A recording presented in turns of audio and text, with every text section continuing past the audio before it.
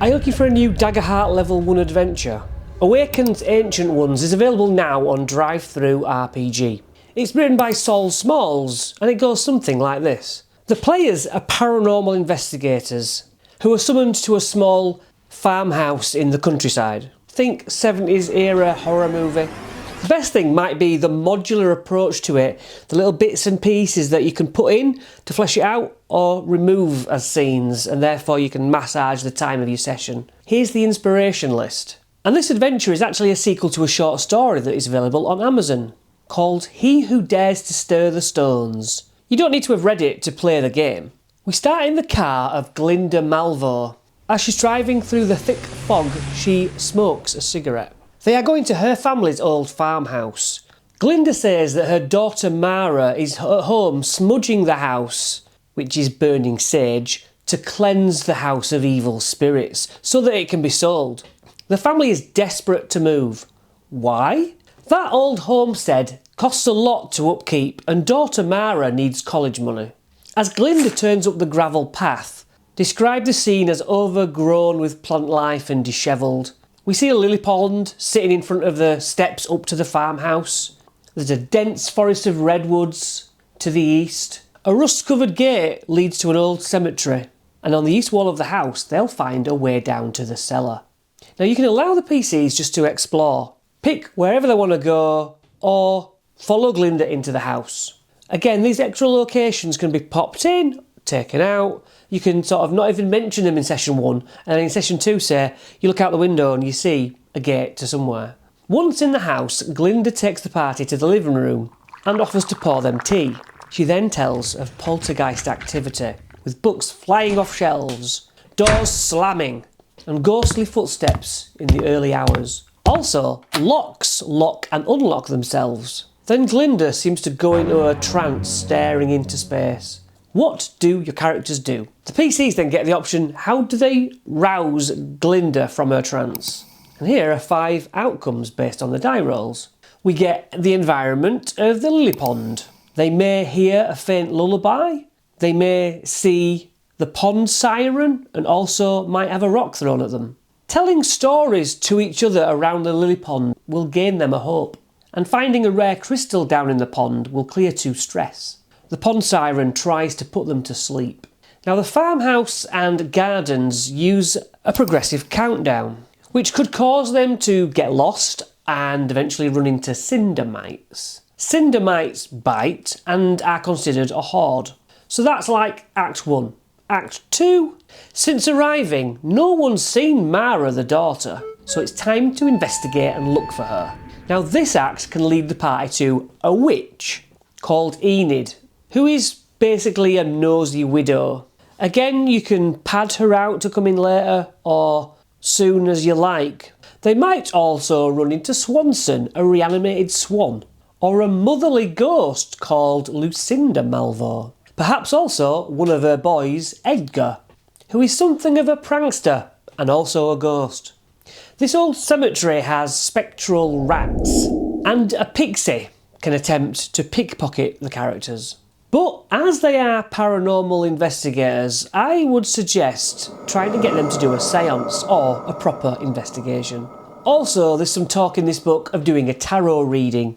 That just means you'll have to know what the story is and be able to drop some of the information through this fortune-telling paranormal technique. Act 3. Meeting up with Enid in the woods. Comes after a long walk. Drop an encounter or 2 in there if you want. En route, they might get ambushed by a briar whip. A briar whip is basically a ranger who can hide in brambles. Now, Enid, the knowledgeable crone, gives strong dark magic vibes, but ultimately says Mara went to the cellar, which contains a portal to hell. Enid presents the party with a feather bone, which controls the falling speed of the party as a whole.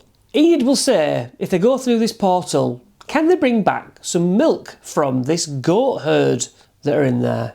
They'll be rewarded. Now Enid can fast travel them back to the house by doing a click of her fingers and a bit of magic, and they appear in the groundskeeper's shed in the old cemetery. Of course, if they go to the cemetery first, they might enter the shed and be teleported straight to Enid's. But upon leaving this shed from Enids, they are attacked by giant rats. And a countdown starts for 8 PC actions before the giant rats retreat. The cellar door is locked and boarded shut. The cellar door could be trapped. So once inside, they'll see a red pentagram with all candles around it. There's ancient relics and artefacts strewn around this cellar.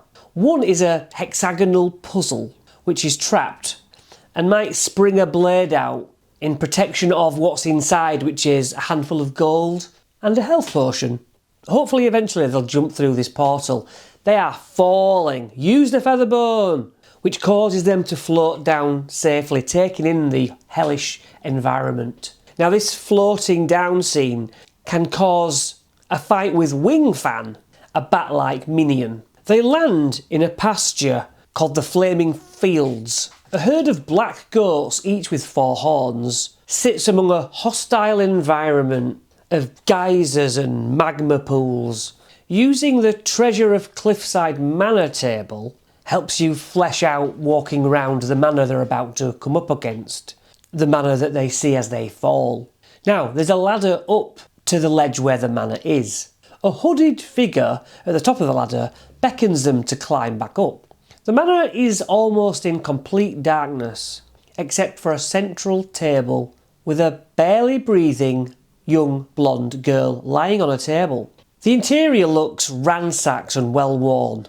The hooded figure here is disguised as somebody called Rome Malvo. It is in fact a minor demon called Imbroyuna, who's backed up by 2 other minor demons called Avarice and Prodigality. Little Mara was lured here by this fake Raum, as the demons know that little Mara here is the human sister of the real Raum Malvo. Raum, in case you don't know, is from the short story I mentioned, and you can create his backstory or stick with him being a young demi-demon who is a parable appointed attorney of the damned in this place known as the Circles Below. The 3 minor demons have effectively kidnapped Mara. These demons rain down hellfire, which makes the land vulnerable, and the mana hopefully will start to actually slide off this cliff. The whole house that they're fighting in sliding to the edge of the canyon. Of course, it's up to you where to stage this fight, inside the mana, outside the mana, not at all anything to do with the mana. And ultimately, it's a rescue, it's a fight, and the house is destroyed by sliding, hopefully as the PCs make their escape. That's the idea. The real Raum appears just in time to cast a spell of flight on all the pie. They all gain little black wings, which is cool, but you need to create a panic among the players for this awesome climax. The table about flying back to the portal above is called To Hell and Back, and we find tips for running it too, which is useful, including death moves, close calls, and massaging the damage dice and the difficulty. Wrap up the story with Glinda and Mara and decide whether they seal up the portal or want to return to the land of violence. You can end with another tarot card reading or a seance to rest the restless spirits and fill out why Mara's brother is a demi-demon. Is it due to an old infernal pack running in the bloodline? A cursed object, or the land around the farmhouse? I would use a house map like this for this one. The house needs an investigation to calm the spirits. Do the PCs use EVP recordings to hear voices? Do they have EMF meters to locate spirit energy? Under a sofa might be a child's drawing of a ladder going down to a man with wings. Is there a mangled goat in these woods with a pentagram branded on it? If a book flies off a shelf, does it cause a fear? Are there residual ghosts here which are more like replays of a movie rather than sentient spirit? I think it sounds really cool. It can be built upon, or you can use all these different items that are in this book. This work was sent to me by Sol Smalls, and I thank them for their permission to cover it. Now, I've done at least 2 other Daggerheart guides on my Robodad 1 channel, so maybe I'll see you over there. See you next session.